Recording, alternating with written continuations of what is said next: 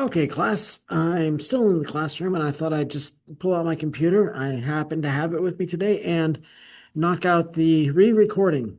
I looked at the file and for some reason the Zoom camera here was not recording audio. I do apologize, but hopefully this works out for us all. Make sure I am recording because otherwise that would be a pain if I wasn't. Yeah, it is recording. Good. Okay, so let's do these lecture notes here. In class, I went into some details and on some tangents. I may not recall all of them, so we're just going to start from scratch here. Let's get going. Okay, ethical decision making and leadership. Your textbook discusses several basic features of a positive work environment. These include fair pay, equitable treatment, and transparency. It's essential to begin developing those during the hiring process. The hiring process, actually, there's a lot that goes on. As a company, we want to make sure that we get the right person for the right job, meaning that they have the right skills and abilities, but also that they have the right personality. We're meshing their personality with that of our organization or the team that they're going to be on. We want to make sure that they're going to play nicely and well with others. Safety. The Occupational Safety and Health Act, OSHA, was passed in 1970. It ensures employers provide safe working conditions for their employees, according to your textbook, and that is what it is. OSHA is enforced by the Occupational Safety and Health Administration, also called OSHA, and the National Institute for Occupational Safety and Health, NIOSH. OSHA, and that Q is a typo, pardon me. OSHA protects employees from hazardous materials and work conditions and provides safety protocols and rules for organizations to adhere to. If you're working with like acid, you'll have MDS, MDS cards and signs in the area, and you'll be able to look at it and see what precautions you need to take, if you need protective gear, anything like that. And these are all things that OSHA ensures that you have in the workplace. Organizations can face heavy fines for violations. The Equal Opportunity Commission, the EEOC, is a governmental body in America that strives to eliminate racial, gender, and religious discrimination in the workplace. They enforce the provisions of Title 8 of the Civil Rights Act, the CRA. These include discrimination and sexual harassment. Sexual harassment includes unwelcome touching, requests for sexual favors, or other verbal or physical harassment of a sexual nature, offensive remarks based on a person's sex, and off-color jokes. And this is a quote from your textbook. Many companies include specialized training sessions for their employees to cover this. A lot of times in a lot of organizations, you might have an annual training that you have to attend on sexual harassment. And you go there, and even if you've gone through it 10 times before, you have to go through it again every year. And this is to make sure everybody has it fresh in their mind that we need to refrain from anything that could be sexual harassment. It helps to provide a safe, both physically and emotionally, a psychologically safe environment for all of our workers. Satisfied workers require more than the bare minimum we just discussed. They also require a workplace where they feel respected and treated fairly with dignity. I applied this when I was a sergeant in the Army. I had a recon team for military intelligence, and I could have gone in acting like an Army sergeant, and at times I had to, and I did. But when we were working on planning a project or trying to decide how we were going to do something that was related to like our regular functions on base, or even if we were working on mission plans out in the field, I would involve everybody, including the lowest ranking individual. And I accepted them giving feedback or suggestions. Now, it doesn't mean I used every suggestion, but it meant that they had a say in the process to some degree, and they were able to possess what was called organizational ownership behaviors. And this allowed for them to act like a citizen on the team. Organizational citizenship behaviors, that's what it's called. They were able to partake like they were part of the team. They owned it. And so we were actually able to get more awards and have better records, a better record than the other team that just went with their standard military approach, which was an authoritarian type of leadership. I combined authoritarian leadership with servant leadership in that on that team, and there was great rewards and success. Studies indicate that when workers are happy, they are more effective and have higher levels of productivity. This can also facilitate creativity and innovation. The staff tends to use fewer sick days as well when they're satisfied. When employees feel that they are important to the organization, they tend to feel happier. They also treat the customers better and experience fewer accidents. So, satisfied workers are better for the customers, so we get more profit, and it's safer, less accidents. A fun and rewarding environment is beneficial in developing happy employees. Regular and effective communication is also very beneficial. So now let's turn our attention to a benefit package. As you will see in the next slide, men and women value different benefits. What do you value when you're looking at the compensation package for a company? Now, these slides go through showing the differences between women and men as to what they want to see in a compensation package. And you have everything from types of insurance all the way down on the next slide to an on-site gym. And there are some differences between the genders, and that's what these slides show. Some other factors to consider. When discussing discrimination, it is important to remember the age and generation of the employees. Ageism is a real form of discrimination. Employees over the age of 40 are often discriminated against in the workplace. And the generation the employee is from can impact how others see their ability to effectively use technology. Sometimes we think that the boomers, the baby boomers, so my parents' generation, are incapable when it comes to technology. And while they may have spent most of their life without technology, they've had technology as long as the rest of us. And some of them have gotten very good. Some of them have become computer programmers, developing software, etc. So we can't judge somebody just because of their age. We can't say they're not going to be good with technology. I'm 53 and I'm fairly proficient with technology generally. You probably are much better than I am at it, but that doesn't mean I'm not proficient at it. I'm able to because we learn. I remember time periods when we had no computers and no social media, and I've lived a life from none to having it all over the place. You, in your life, you basically have grown up with technology and social media right there in your hand. And so, yes, you're going to be more versed with it. But when it comes to employment, biasing against somebody and predetermining that they're going to be bad with it, that's a form of discrimination, and we need to avoid it. So, what can managers do? Managers and leaders need to create a welcoming work environment, be respectful, communicate effectively, and utilize good people skills. These are the soft skills. Now, management and leadership are literally two different things. Even though all managers should be leaders, many are not. Management is procedural, where leadership is actually relational. So, if I have a team of 4 people, I'd be the fifth person, the leader. I have a series of 6 relationships that I need to cultivate, one with each member of the team. The team as an entity by itself, because it's made up of these 4 different people, meaning it's got 4 different personalities. So it's its own entity. And myself, I have to have a good relationship with myself. I got to know who I am before I can truly lead others. So as a leader, I need to have 6 relationships. So leadership is relational. They need to be aware of and follow the appropriate legislation and ethics in the workplace. Fair pay. How much does it take for an employee to financially survive in a particular area? Some states have a minimum wage. Many earning a minimum wage cannot even survive. This is a chart showing the difference between where the red line is the nominal minimum wage and the blue line is the real minimum wage. We're seeing that there's a big difference, a disparity between being able to make enough money to survive and actually surviving.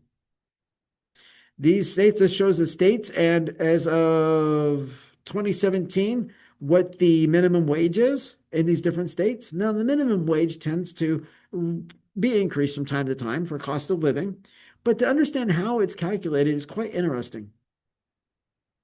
In some places, it's figured using the poverty level. Now, back in grad school, I remember that I had a professor that said that it was figured out by adding the living expenses together and dividing by 2. The assumption is that people are supposed to get married. And so this works under the assumption everyone's going to be married. But what about single people? I'm single, live by myself. I need to be able to live on the income. And I think that legislation needs to be provided to allow for this to happen. Not that everybody needs to be a millionaire, but people need to be fairly compensated for the work, and they should be able to survive, be able to have a job, instead of having to have 2 or 3 jobs just to survive. The pay gap. A pay gap exists when men receive higher pay rates than women do for the same level of employment. Is it fair to pay an equally qualified individual less just because they are a female? Of course it isn't.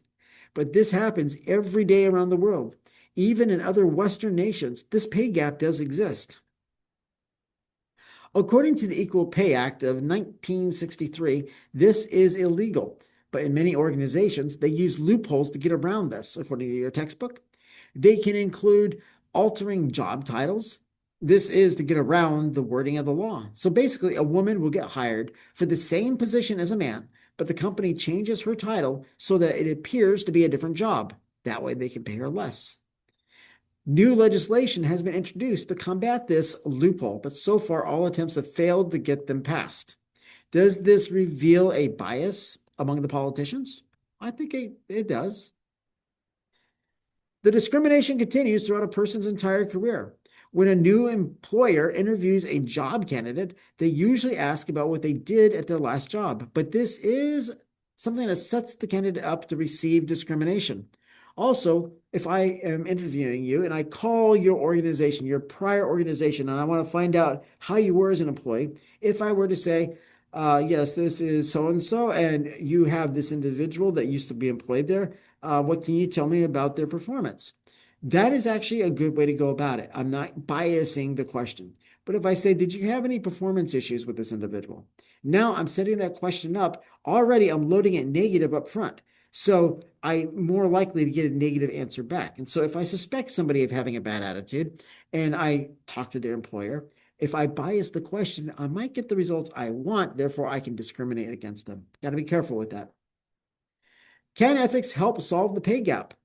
Do companies go above and beyond the limits of the law and apply sound business ethics when hiring a woman? Or do they adhere to the law so they do not have to offer her more? What about other areas where people face discrimination, such as race, religion, age, the ability level, so disabilities? Let's turn our attention to unions and organized labor. Collective bargaining is when a union steps in to facilitate fairness during the compensation negotiations. There are proponents and opponents of collective bargaining. The proponents, those that support it, they say that unions negotiate increased pay and benefits for workers. Those that are against would say unions can make it harder to fast track promotions for high performing workers and or to get rid of low performing ones. Another pro would be unions create a formal dispute resolution process for workers. The con would be workers are required to pay union dues or fees, and some might not want to pay. You can read the rest of these on your own. They are in your textbook. So in America, unions became popular during the early 20th century. This was to fight the unfair compensation practices during that time period. There's been a decline in the popularity of unions over the years. What do you think, though? Do you think that unions are beneficial? Would you recommend would you recommend a union to ensure fair compensation practice? Let me try that sentence again. It's been a long day. What would you recommend to ensure fair compensation practices in the workplace? Now let's turn our attention to right to work laws. These give workers the option of not joining a union, even at companies where the majority has voted to be represented by a union. Right here, the blue states as of 2015? I think it's 2015. I can't seem to see what I'm looking at here because Zoom is in the way. I think it's either 2015 or 2018. So the blue states, they have a right to work laws. So you can get a job at some place that has got a union and you can opt out of the union. The gray states do not have such laws. As you can see on this graph here, there has been a decline since 1980 in the popularity of, once again, Zoom has blocked off my ability to see this.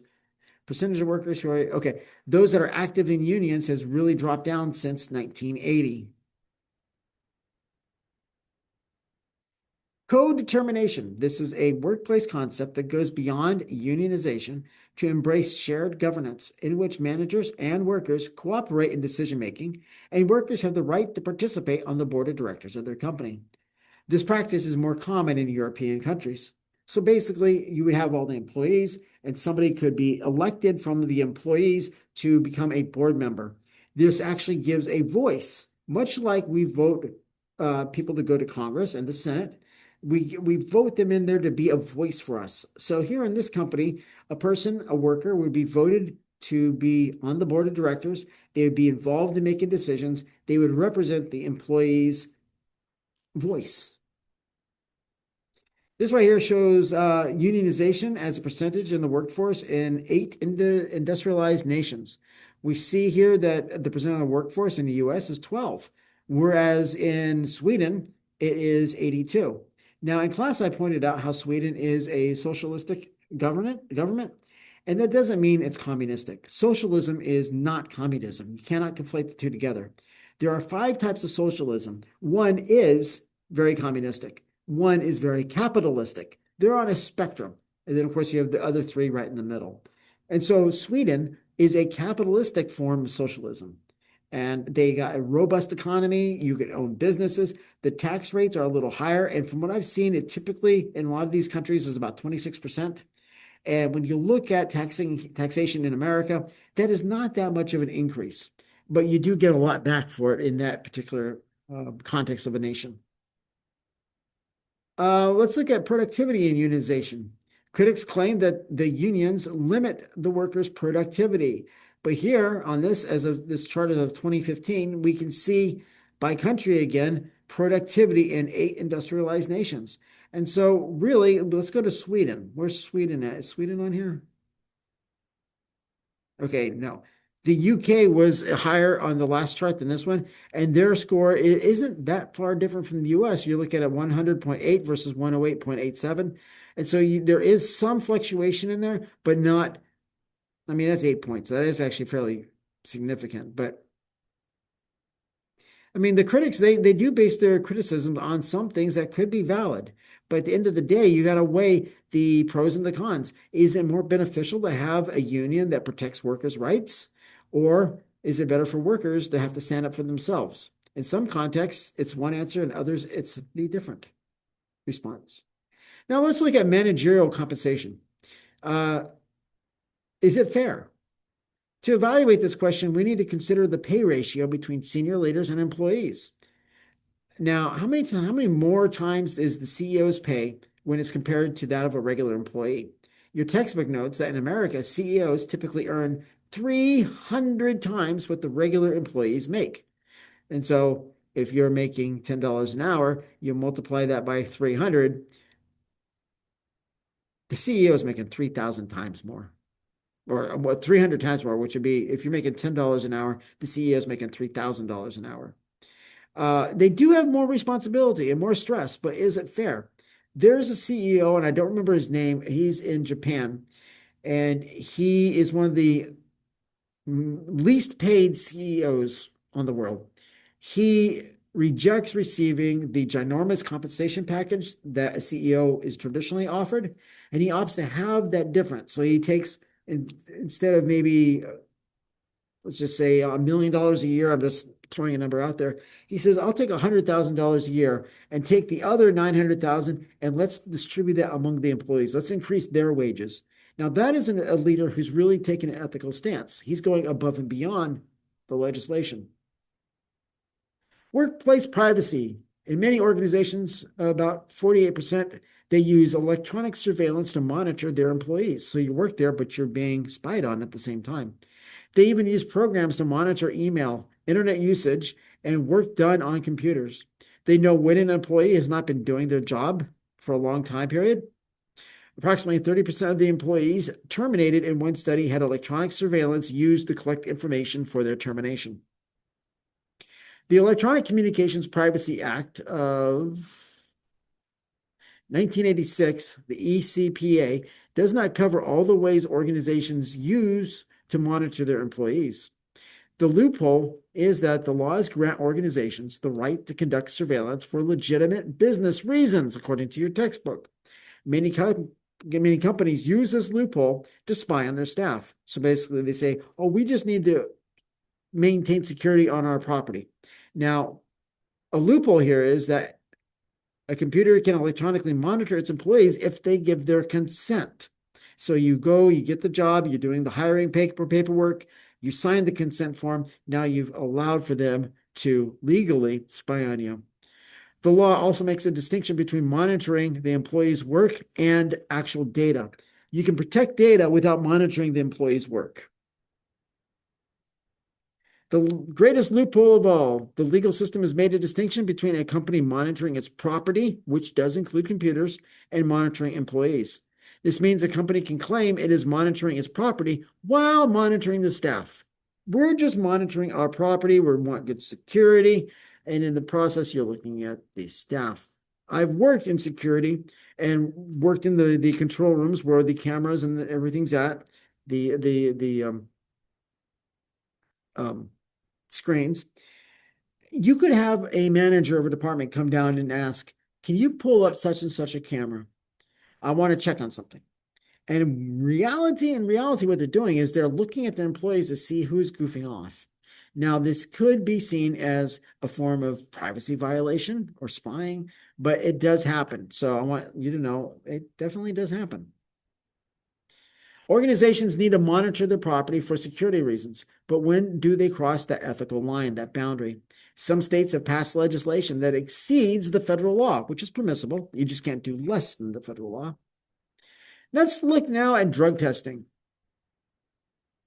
If I can send them to work here. Employment at will firms affirms that either the employee or the employer may dissolve an employment agreement at will. So you work there until you say you don't work there, or you work there until they say you don't work there. That means that either party can choose to end the work arrangement. It is this concept that makes testing for drugs legal in most legal jurisdictions. Yet the process brings with it a series of privacy concerns. This has included being observed while collecting the specimen, the sample. So I used to I was the unit alcohol drug and drug analysis coordinator back in the Army. And there is a fine line between observing the specimen collection and observing the process to make sure it's done right. And we have to be careful for privacy to make sure that we're not violating somebody's privacy, because that actually could go into forms of sexual harassment and such. Businesses do need to protect their property and reputation, but should it be at the cost of the privacy of the employees? What do you think companies should do to ensure that their staff can safely perform their tasks? Since this is an ethics course, a philosophy course, take time and think through these things and ponder them. I hope that you have a great day, and I apologize again that I had to redo the video, but this equipment just was not working. But here it is anyway. Thank you very much. See you on Wednesday on Zoom.